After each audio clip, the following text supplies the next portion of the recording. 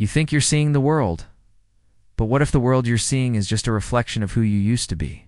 Imagine this. Every reaction, every doubt, every emotion you're carrying today isn't rooted in now, but in some past moment your body never let go of. You're walking forward, but watching life through the lens of everything you once feared, failed, or lost. And that lens, it's distorting the field around you. Most people don't realize they're living in a loop, not because life is stagnant, but because their observation is stale. They wake up, check their phone, scan for threats, for disappointment, for validation, and call it being realistic. But what if realism is just a frequency you were taught to tune into? Here's the truth. You're not observing reality. You're selecting it. And the signal you send, the vibration of your focus, is collapsing your timeline in real time. That's not philosophy. That's quantum mechanics. The observer effect tells us that what you focus on changes what becomes real. But no one told you this. You're always observing. Even in your silence, your nervous system is watching, your subconscious is recording, and your energy is projecting. The question isn't what do you want? The question is, what are you rehearsing? On repeat? Because if you're observing from fear, from lack, from memory, you are locking into a timeline that will mirror exactly that. Not because you're cursed, but because the field is obedient. I'll imagine this instead. What if you began observing life from your future? Not the future you hope for, but the one that's already waiting in the quantum field? The version of you who already healed, who already received, who already became? That version exists. And when you shift your observation, not just your thoughts, but your energy, everything starts bending. Time, opportunity, identity. That's what we're about to unlock. Because the past has had the lens long enough. It's time to observe. From the future, they told you to think positive, to visualize, to write goals with bright ink on vision boards. But no one told you this. If you're observing your dreams with the eyes of the person who was once abandoned, rejected, or broke, you're not dreaming, you're remembering. Most people try to upgrade their life with an outdated operating system. They affirm abundance while checking their bank account in fear. They whisper love into the mirror while still expecting betrayal. They light candles, say mantras even, meditate, but all through the lens of survival. And what does the field hear? Not your words, your vibration. Your dominant frequency still says, I don't have. It might not work. I hope I'm enough. So the field mirrors exactly that. It's not punishing you. It's responding with mathematical precision. Quantum mechanics doesn't care about hope. It listens for coherence. And coherence means this. Your thoughts, your emotions, your nervous system, they're all broadcasting the same station. Anything less becomes static. Interference. And interference is why your reality keeps glitching. Why the same lessons repeat? Because you're not observing from now. You're observing from a fractured signal stuck in yesterday. So here's the shift no one talks about. The quantum field doesn't respond to what you want. It responds to what you are. That means becoming the version of you who's already living that future timeline, not pretending. Not forcing, but stabilizing in that identity so fully that the old you becomes noise, not narrator. And here's where it gets beautiful. The more you observe from that version, the less you chase the dream, and the more the dream remembers where to find you. Because in quantum terms, time doesn't move linearly. It moves vibrationally. So the version of you that already lives in freedom, expansion, and ease isn't waiting to be built. It's waiting to be remembered. And that remembrance begins not with doing, but observing. So let me ask you, let's be honest. There's a quiet kind of pain most people carry, but rarely speak about. It's not the kind that scrimps it, lingers. It shows up when you wake up and feel the same pressure in your chest, the same dull ache that says, nothing's really changed. It's in the silence between achievements, when the applause fades and you still feel behind. Do the work, you say?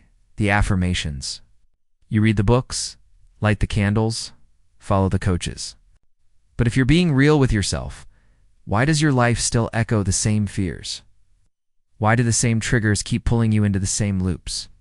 Why does it feel like no matter how much effort you pour into change, something invisible keeps pulling you back to who you used to be? This is the trap. You're trying to create a new reality, but you're still observing life through the vibration of the old one. And that's the heartbreak. The field doesn't respond to your hustle, it responds to your signal. So even when you're reaching for expansion, your nervous system might still be anchored in survival. You think you're choosing new thoughts, but you're still broadcasting old frequencies. That's why the change doesn't land. It's not because you're broken, not because you're not trying hard enough, but because you haven't shifted the observer. You're trying to live a new life through the identity of someone who doesn't believe it's safe to receive. That inner conflict, that's the static the field keeps translating into delays, blocks, and confusion.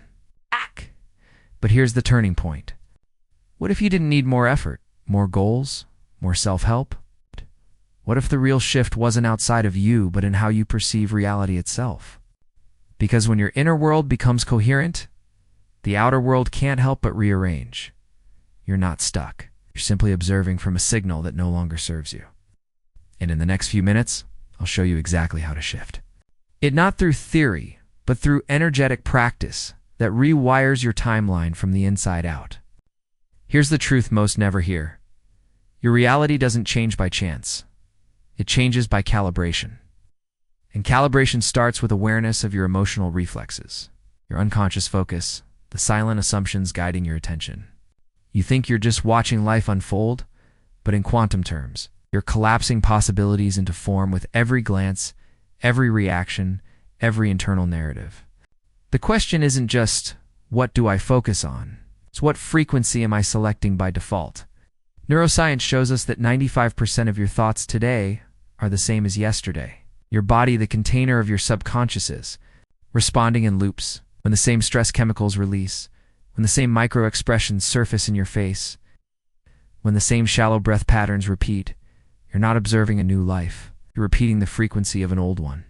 And this is where things get fascinating. The reticular activating system RAS in your brain filters billions of bits of information down to what matches your current identity. So if you unconsciously believe I always struggle, your brain literally ignores evidence to the contrary.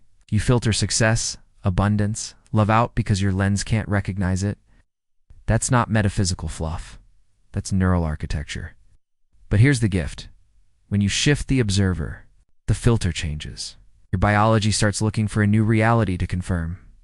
Your nervous system relaxes. Your attention sharpens. And you begin to align not with fantasy, but with possibility. Think about that. What if you're not missing your breakthrough? What if you've simply been blind to it? Because your signal said, not safe, not real, not yet. The way out. Train your focus like a sacred instrument. Notice what you reinforce with your attention. Rehearse the version of you who observes life with curiosity instead of fear, with trust instead of tension, with clarity instead of chaos. The shift begins not with doing more, but by observing differently, consistently, consciously. Let's talk about the shift, the actual moment your timeline changes.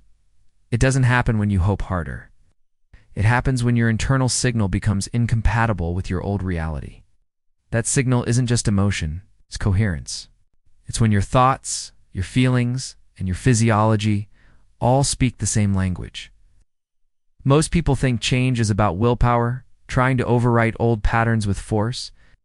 But the quantum field doesn't respond to force. It responds to frequency. And frequency is a result of alignment. So what does that look like? Let's say you want to manifest financial freedom. You can write goals. You can hustle. But if your body still tenses when you check your bank account, if your breath shortens every time you talk about money, then your system is still signaling fear. That fear emits a frequency that says, it's not safe yet. And the field listens. Always. Now here's the upgrade. When you shift from reaction to observation, you reclaim your power. Instead of reacting to numbers or outcomes, you pause, breathe, and observe through the eyes of the version of you who already knows abundance. Not fake it. Feel it. Even if the external hasn't changed yet, your internal coherence begins too. Rewrite the script. What's wild is that your body will believe it. Why? Because your nervous system doesn't. Know the difference between a vivid inner experience and a real outer event. Dr. Joe Dispenza's brain. Scans have shown that when people enter deep focus and emotional alignment, their brains fire as if the event is happening now. The body releases chemicals, the field responds, and a new timeline begins forming, not later, now. So this isn't imagination, it's instruction. The way you observe teaches the field what to collapse. Your frequency tells the future who to become. That's not wishful thinking, it's the physics of being. So how do you actually create a quantum shift, not just as a concept, but as a lived experience? It begins with intention, but not the kind you write on a sticky note and forget. This is embodied intention. Step 1. Stillness. Not because it's spiritual, but because your nervous system can't shift while it's in fight or flight. Sit, close your eyes, let the noise settle. Breathe deeply and deliberately until your body gets the message. We're safe now. This tells the subconscious it's allowed to access new possibilities. Step 2. Identity alignment. Most people visualize what they want, but they do it from the perspective of not having it. That's a mismatch. You're rehearsing lack. Instead, become the version of you who already has what you're calling in. Don't just see the vision, step inside it. What are you wearing? How do you walk? What do you no longer worry about? That shift in posture, tone, and energy is not performance, it's programming. Step 3. Emotional anchoring. Visualization without emotion is just daydreaming. You need to feel it in your cells.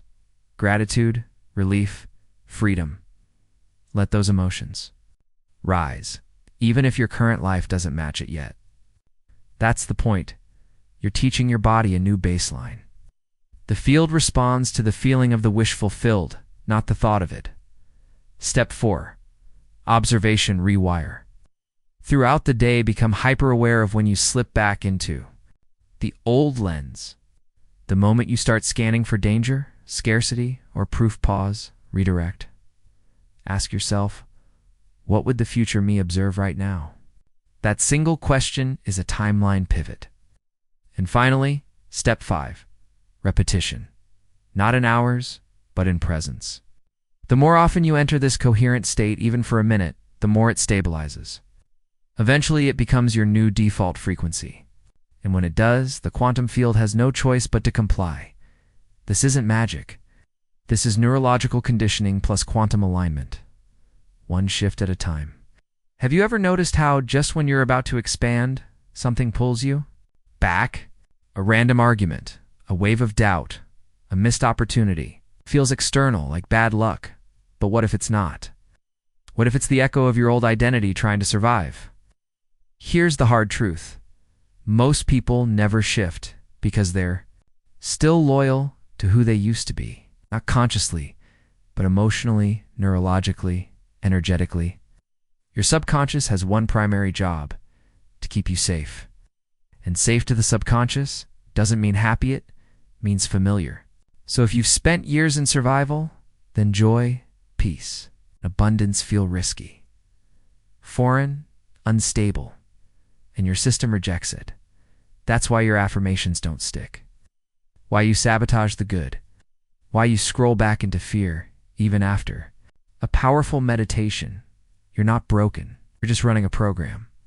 And that program is built from layers of old emotions stored in the body, encoded in memory, reinforced by repetition.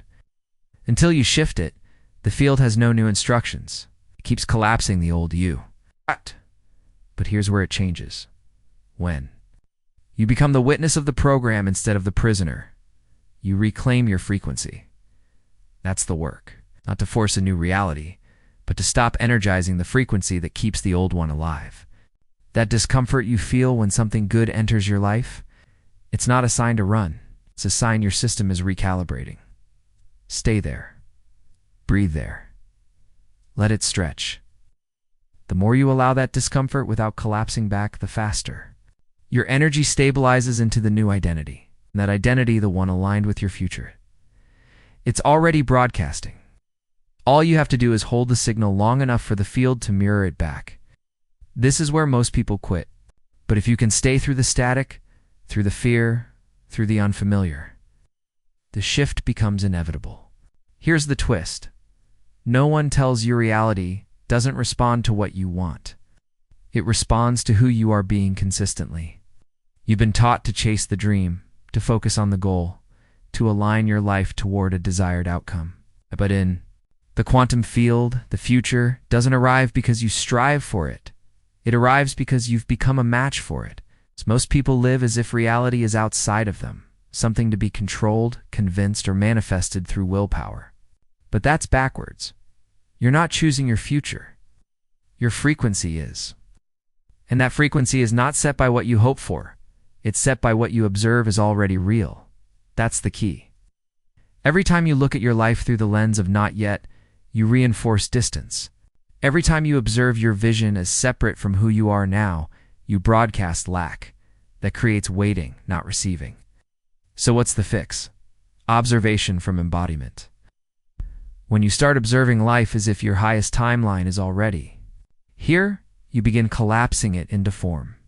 Not through fantasy, but through vibrational congruence. Neville Goddard called it the feeling of the wish fulfilled. It's not someday now. That feeling, that subtle click in your system when something just feels real, even if it hasn't happened yet, is your signal. The moment you lock into it, the universe begins adjusting. Not later, immediately, because the quantum doesn't care about time, it cares about tone. This is why people who seem lucky often aren't doing more. They're just being more coherent. They walk into a room and the field bends. Why? Because they're not seeking, they're selecting. Not from ego, but from frequency. And that's the secret. You don't get to your dream life by chasing it. You become the version of you who lives it. And then reality reorganizes around that broadcast. Let's move from knowing to becoming. Find stillness. Right now. Wherever you are, take a breath not shallow, not rushed a breath that says, I'm here, I'm listening. Let your shoulders drop. Let your jaw unclench. Let your nervous system soften. Now, close your eyes in your mind's eye and meet the version of you who's already living what you've been calling in. This isn't visualization, it's identification. See them standing tall, grounded, unshaken. Their energy is not reaching, it's radiating. They're not performing, they're remembering. They know exactly who they are. You can feel it in their spine, in their voice, in their gaze. Now step into them. Don't observe, merge. How do they breathe? Breathe that way. How do they speak to themselves? Hear that tone. What do they no longer need to chase? Let that weight drop. Right here, right now, you are no longer becoming. You are being. This is the frequency that collapses timelines. Not because you forced the future, but because you remembered it was always here. Your heart knows this state. Your body knows. This peace, your field is listening. Let it receive. Stay with this for a moment longer. Let it settle into your cells, because the more often you return to this state, the more real it becomes. Not because the world changed, but because you did. This is coherence. This is transmission. It's what the quantum field translates, not your words, but your signal. And this signal, this exact one you're holding now, is the address your future needs to find you. You are not waiting for it anymore. You are it, now that you've felt the shift. The next question is, how do you stay in it? Because this frequency isn't something you visit once. It's a home you learn to live in. And the key is repetition. Not of effort, but of alignment. Here's your daily ritual, simple, powerful, and energetically precise. Each morning, before your phone, before your thoughts even have a chance to default pause, close your eyes and ask, what version of me am I choosing to observe from today? Then breathe into that identity. Let that signal set the tone. Midday, when the static of the world begins to return, set a reminder, a soft tone, a word, an image that brings you back, a reset. Just one breath from the future. And in the evening, reflect. Where did I observe through fear today? And where did I remember truth? Let gratitude anchor the gains. Salute morning declaration, midday recalibration, evening integration will. Do more to collapse your new reality than any external hustle ever could. Because the field doesn't need your perfection. It needs your coherence. And that coherence grows every time you observe with intention. Every time you choose peace over panic, stillness over noise, trust over tension. And if something in you shifted today, if even one sentence, one breath, one moment sparked a deeper knowing, then don't keep that energy to yourself. You're part of something bigger now. A frequency, a field, a movement. So like this video. Subscribe to this space. Share it with someone whose nervous system is craving this kind of truth. Not to grow numbers, but to grow remembrance. Because this channel isn't just content, it's a signal. And by staying connected, you're not just watching more videos, stabilizing a new self, a new timeline, a new world. So take one more breath, let it settle. And in the comments below, declare it with resonance. I observe from the future. I collapse my new reality. I am the signal, and will meet you there every time.